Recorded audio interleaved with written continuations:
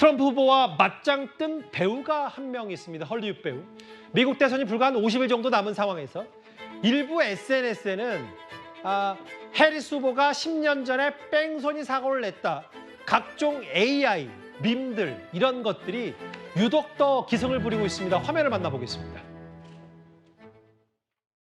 We're the sauce on your steak. We're the cheese in your cake. We put the spring in Springfield.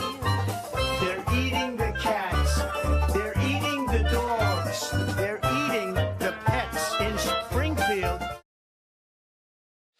허준 변호사님, 저 그때 첫 TV 토론 때 이제 트럼프 후보가 이민자들이 뭐 반려견 먹는다 이 음모론 때문에도 한번 구슬에 올랐었는데 10여 년 전에 뺑소니 사고 법인 해리스 이게 지금 조작 영상이 미국 내에서 퍼지나 보더라고요. 그렇습니다. AI 기술이 발달하면서 딥페이크 영상이 발달하게 됨에 따라서 이 미국 대선에 AI로 만든 가짜 영상이 난무할 것이고 부정적인 영향을 끼칠 것이다라는 우려가 예전부터 나왔었는데요. 최근에 지금 이 말씀하신 해리스가 2011년에 뺑소니로 교통사고를 내고 아무런 구호 조치를 취하지 않고 현장에서 도주했다고 얘기하는 흑인 여성 피해자의 이 영상은요. 러시아 쪽에서 제작한 것으로 추정이 되는 그런 가짜 뉴스로 밝혀졌습니다. 이게 러시아 쪽에서요. 지금 푸틴 대통령이 겉으로는 해리스를 지지한다고 얘기를 했지만 속내는 트럼프를 지지하고 있다는 그런 분석들이 굉장히 많이 나오고 있는 상황인데 러시아 정부 국영방송뿐만 아니라 이 여러 인플루언서들을 동원해서 여러 가지 방법으로 미국 대선에 개입하려는 시도들을 미국 정부에서도 포착을 했는데 그래서 각종 규제를 시작을 했었거든요. 그런데 지금 SNS에 이런 가짜 영상까지 제작을 한 배우가 러시아 국영방송이다 이런 얘기가 나오면서 지금 SNS 메타 산하의 뭐 페이스북이라든가 인스타그램에서 적절한 조치를 취하고 관련한 영상을 차단하겠다 이렇게까지 나오고 있는 상황이거든요. 가짜 영상이 계속해서 지금 미국 대선에서 판을 치고 있고 일부 후보는 이걸 또 악용을 해서 자기 SNS에 진짜 뉴스처럼 올리기도 하고 상당히 부정적인 어떤 모습이 아닌가 하는 생각이 들고요. 진짜 뉴스로 신뢰를 줄 수 있는 후보가 당선이 돼야 되는 게 아닌가 하는 생각이 듭니다. 뭐 국내에서도 조지 클루니 배우 모르시는 분들은 없을 텐데 그 안지영 기자님. 지난번에 조지 클루니랑 해서 트럼프 후보가 텔레비전으로 돌아가야 된다라고 했더니 오늘 현지 시간으로 이제 대선이 한창일 때 조지 클루니가 이렇게 맞받아쳤네요.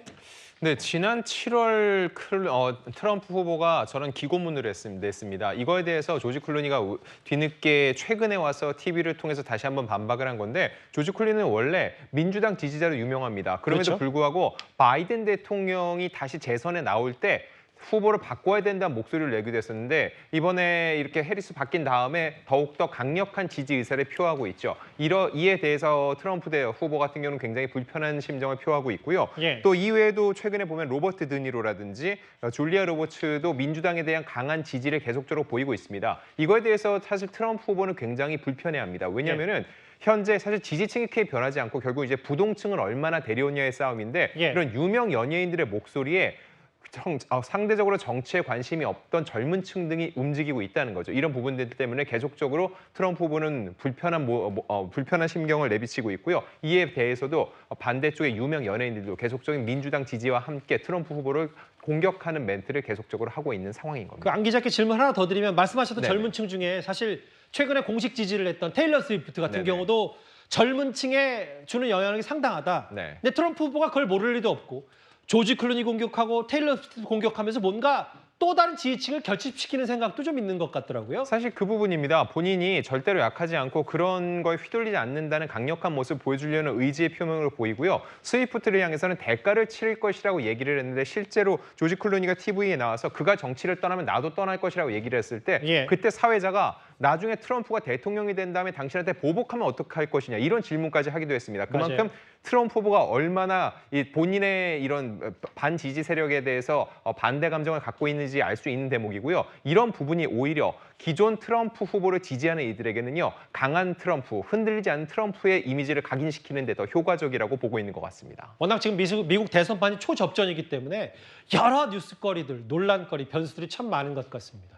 지금까지 들은 여러분들의 목소리를 만나볼 차례입니다. 첫 번째 댓글입니다. 계엄의 근거가 서울의 법 영화인 건 아니겠죠? 라고 하셨어요. 아니겠죠? 민주당 덕분에 헌법도 외우겠네. 계엄령 말씀하신 것 같습니다. 김건희 여사 공세하려다가 개혁신당만 곤란해지겠네라고 하셨고요. 삐삐랑 무전기가 테러 무기가 될 줄이야. 일상 속으로 파고든 저 테러가 정말 전 세계적으로 깜짝 놀랄 만한 뉴스였습니다. 댓글 4개 모두 감사드립니다.